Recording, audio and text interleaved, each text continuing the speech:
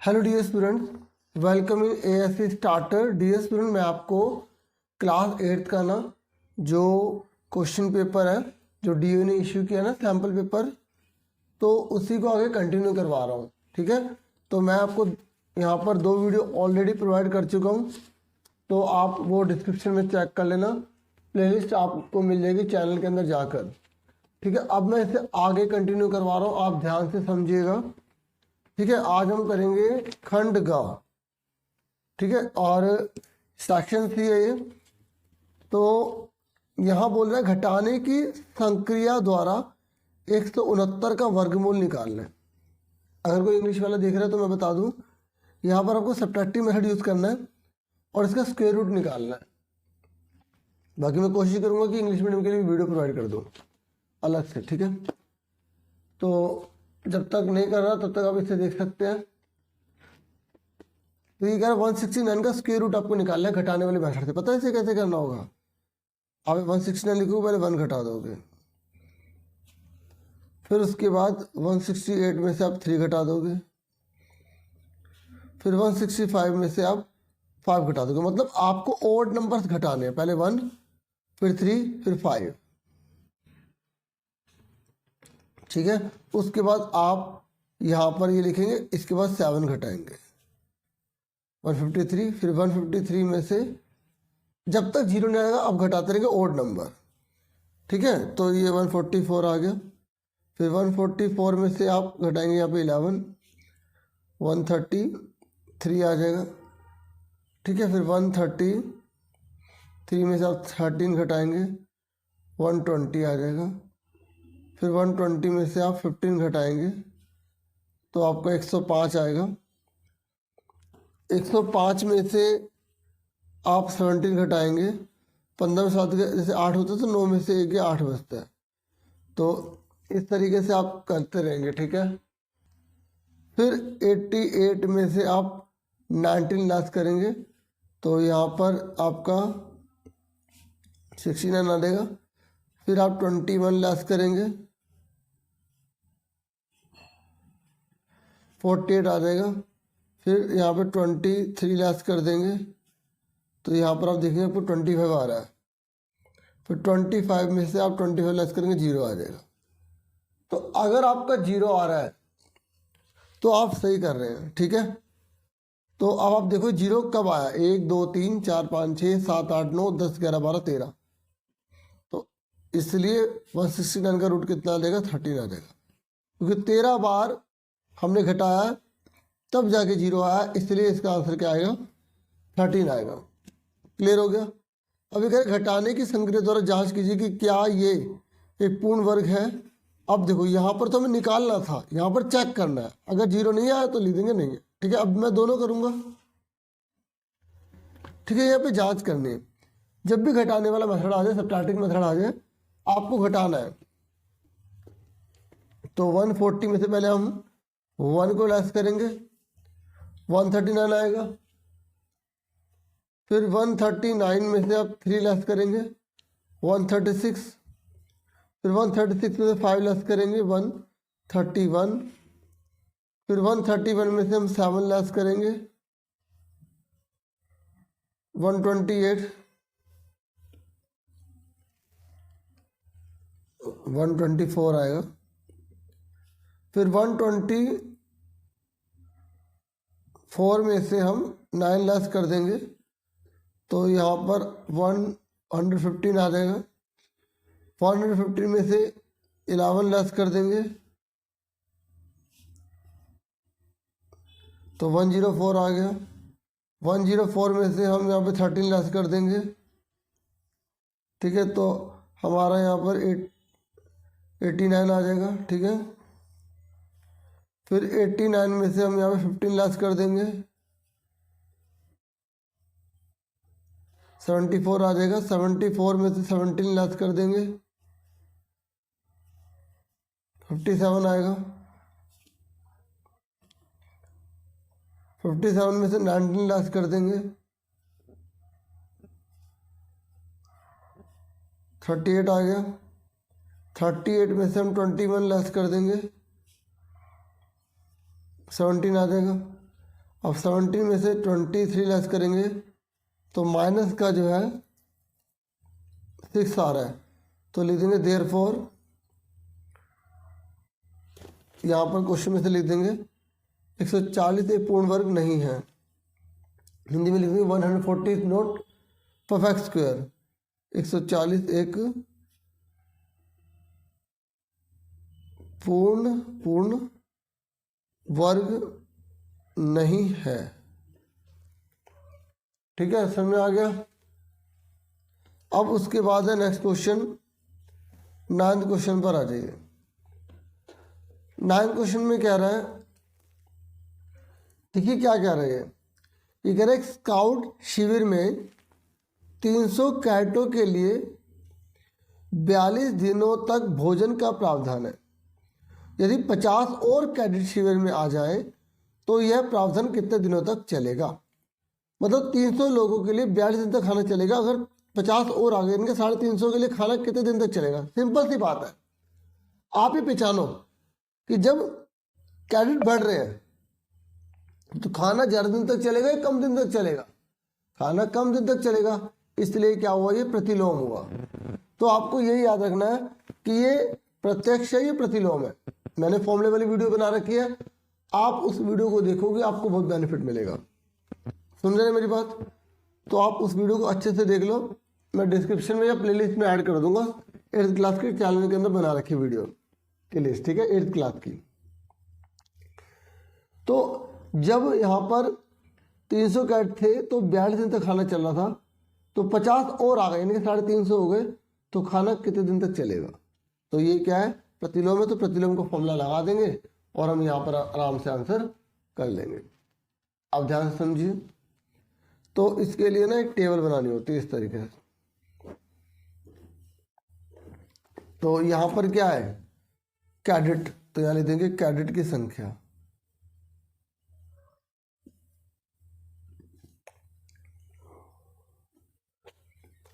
और यहाँ पर कितना है, भोजन के प्रावधान के दिन, या दिन लिख दो, और यहाँ लिख देना प्रावधान। ठीक है, तो जब 300 कैडेट है तो कितने दिन का प्रावधान है, 42। और अगर देखो यहाँ लिखा 50 और आ जाएंगे, तो अब यहाँ बच्चे क्या करते हैं, 50 लिख देते हैं, तो गलत, 50 और बोला तो 350 हो गए ना, तो हमें ये निकालना है। ठीक है, तो आप यहाँ पे एक लाइन लिख देंगे, यदि 350 कैडेट है तो x दिन तक प्रावधान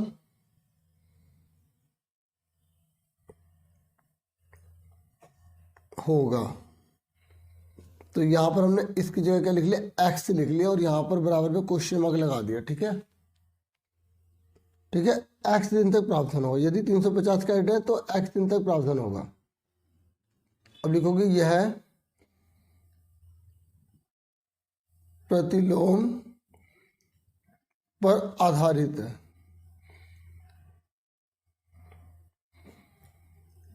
तो इसलिए अब प्रतिलोम का फॉर्मूला मैंने आपको क्या बताया था, देखिए अगर आप फॉर्मूले से करेंगे ना तो कोई भी क्वेश्चन आ गया तो आप आराम से कर लेंगे। बाकी अगर आपको कंसेप्ट पता है तो भी आप आराम से कर लेंगे। पहले मैं फॉर्मूले से बताता हूँ। मैंने आपको बताया था, मैंने एक वीडियो बनाई है फॉर्मूले की, उसमें बताया था आपको कि आप जब भी ऐसा कोई क्वेश्चन आए तो इसे x1, इसको y1, इसको x2, इसको y2 लिख लो। अब अगर वो प्रतिलोम है तो प्रतिलोम का मेथड क्या होता है, x1 y1 x2 y2। अब आप पुट कर दो, अगर आपको पुट करना आता है तो आप आराम से स्कोर कर लोगे। x1 कितना है 300, y1 कितना है 42, x2 कितना है 350, ठीक है, और y2 कितना है x। मैं सही बता रहा हूँ, अगर इस तरीके को आप समझ गए तो आप कोई भी क्वेश्चन है आराम से कर लोगे। क्योंकि इनमें से कोई एक चीज नहीं देगी या नहीं दे रखी होगी तो आप आराम से कर लोगे। तो ये मल्टीप्लाई 350 जाके क्या हो जाएगा, डिवाइड। अब इसे काट दो, 0 से 0 कट गई, 7 पंजे 35, 7 छिक 42, 5 छिक 30, तो 6 छिक 36, एक्स कितने का आ गया, 36 आ गया। ठीक है, क्लियर हो गया। इस तरीके से ये आंसर आ गया। फिर आप कोई स्टेटमेंट लिखना चाहिए, स्टेटमेंट लिख सकते हैं। मैं इसको दोबारा काट के दिखा देता हूँ। अब देखो देखो 300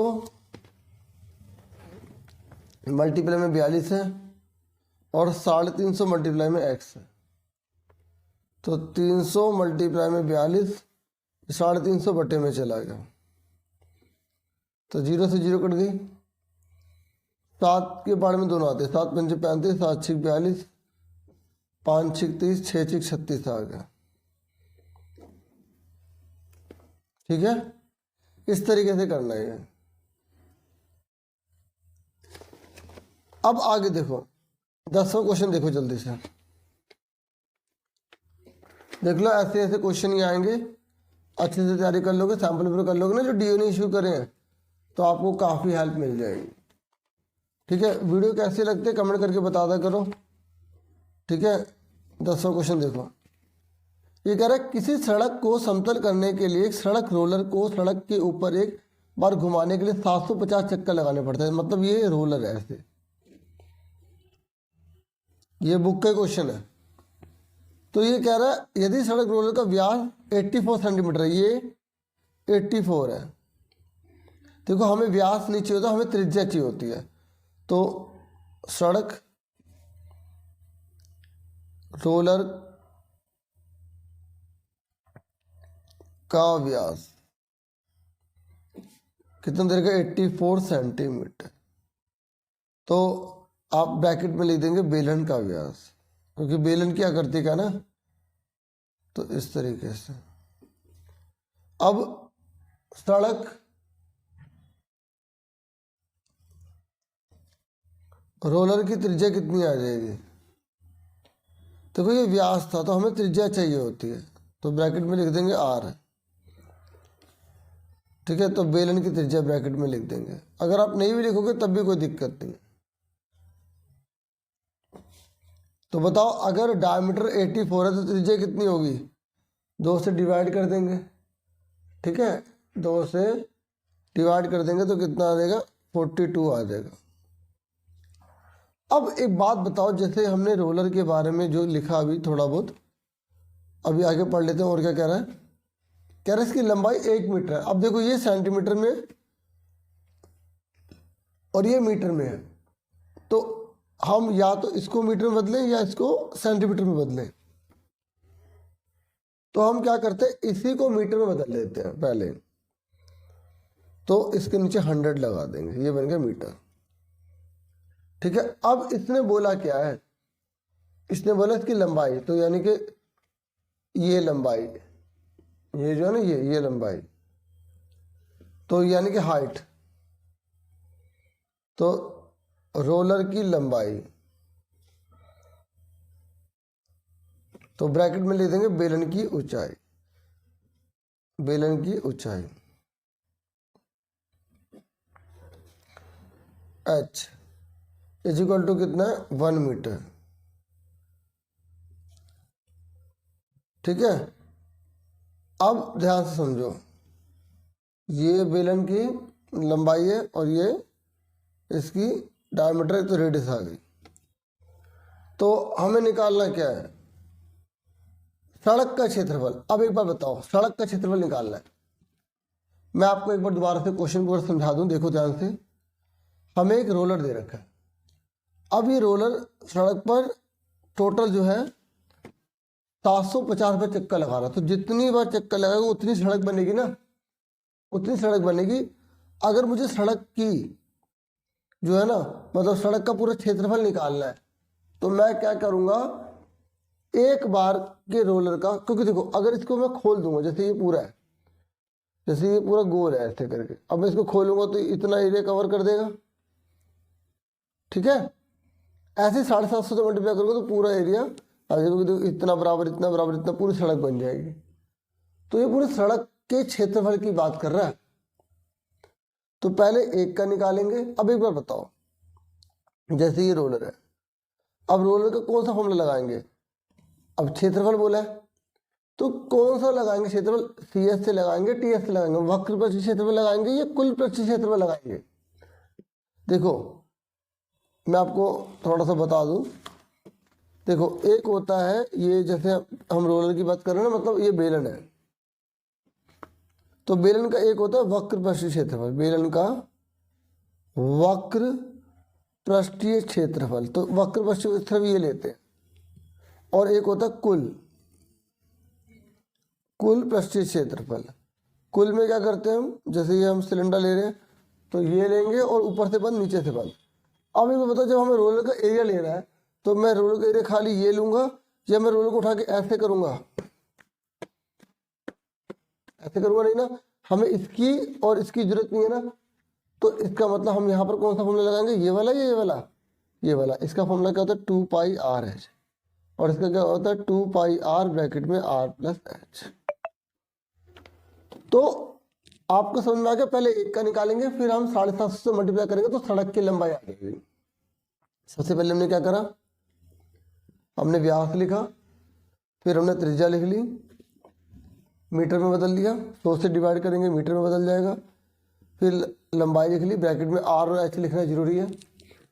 अब निकालेंगे रोलर का वक्र पृष्ठीय क्षेत्रफल, रोलर का वक्र पृष्ठीय क्षेत्रफल। तो मतलब बेलन का वक्र पृष्ठीय क्षेत्रफल, जो मैं ब्रैकेट में लिख रहा हूं, आप नहीं भी लिखोगे तब भी कोई बात नहीं, ठीक है। तो फॉर्मूला क्या होता है? 2πr/h, 2 मल्टीप्लाई में 22/7, क्योंकि पाई की वैल्यू है। r कितना है? r कितना है? 42/100। h कितना है? h ये रहा 1 मीटर, ठीक है। अब फटाफट सॉल्व कर दो इसे। 7×6 = 42 और मत काटो, 22×2 = 44 मल्टीप्लाई में 6/100। 2 से काट सकते हैं लेकिन पॉइंट लगा देंगे तो जल्दी कट जाएगा। 6×4 = 24 का 4 ऊपर 2 हासिल, 6×4 = 26, तो 264/100। तो यहाँ पर क्या लिखेंगे? Metre square. अब 1 2 का पॉइंट लगा दिया तो 2.64 मीटर स्क्वायर आ गया। अब निकालेंगे सड़क की लंबाई और सड़क का क्षेत्रफल, सॉरी सड़क का क्षेत्रफल कैसे निकालेंगे? 750 को मल्टीप्लाई कर देंगे इससे, 2.64। समझ में मल्टीप्लाई को कर रहे हैं, क्योंकि एक रोलर जितना एरिया कवर करेगा, ऐसे 750 रोलर जितना एरिया कवर करेंगे उतनी ही सड़क पर जो है रोलर चला जाएगा, सड़क बनेगी। इसलिए 750 को इससे मल्टीप्लाई कर देंगे, एरिया ऑफ रोड। तो अब आप इन दोनों को मल्टीप्लाई करो जल्दी से। जब हम इसे मल्टीप्लाई करेंगे ना, तो आप मल्टीप्लाई कर देना, फिर 2 के बाद पॉइंट लगा देना, तो इसका आंसर जो है आ जाएगा 1980.00। तो आंसर कितना आ गया? 1980 मीटर स्क्वायर आ गया।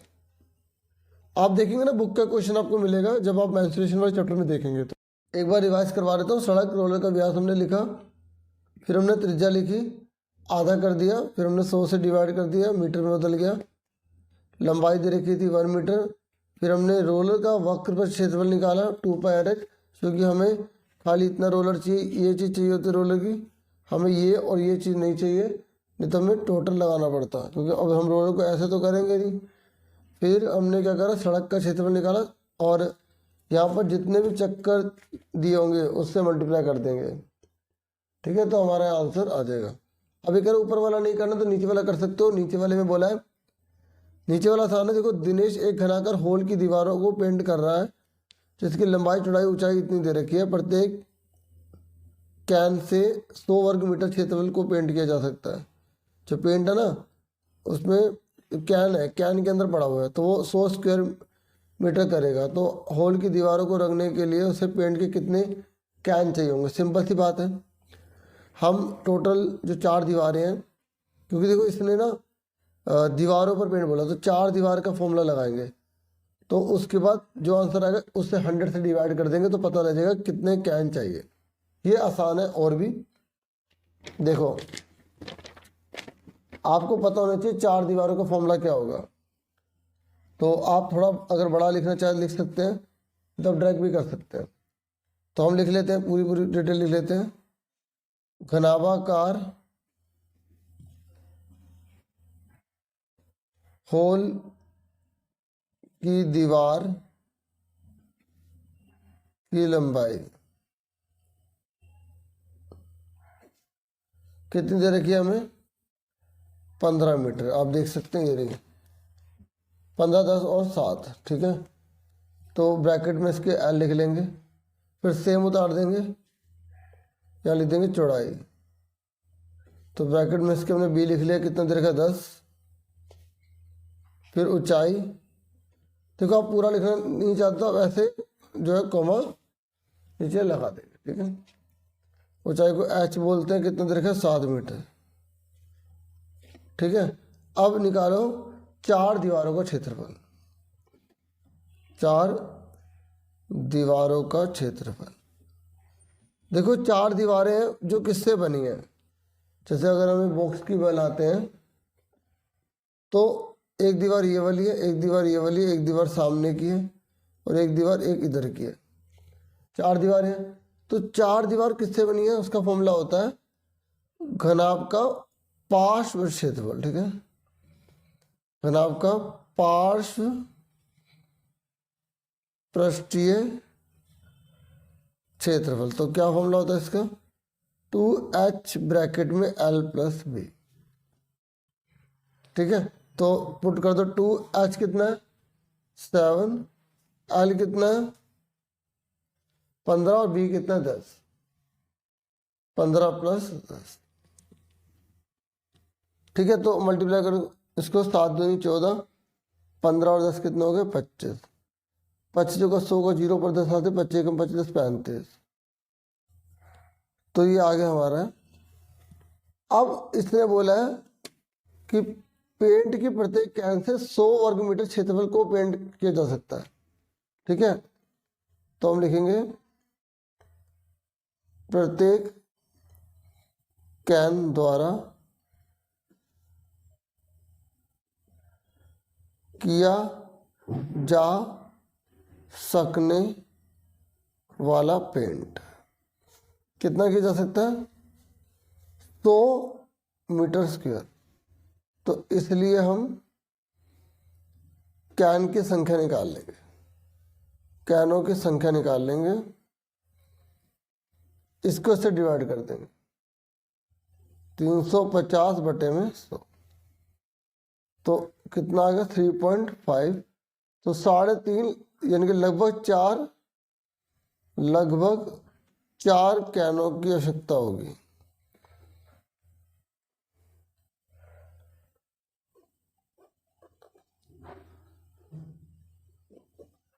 सेक्शन डी के लिए अलग वीडियो लेकर आऊंगा। इतना ही था इस वीडियो में। Thank you for watching and listening carefully. Take care dear students.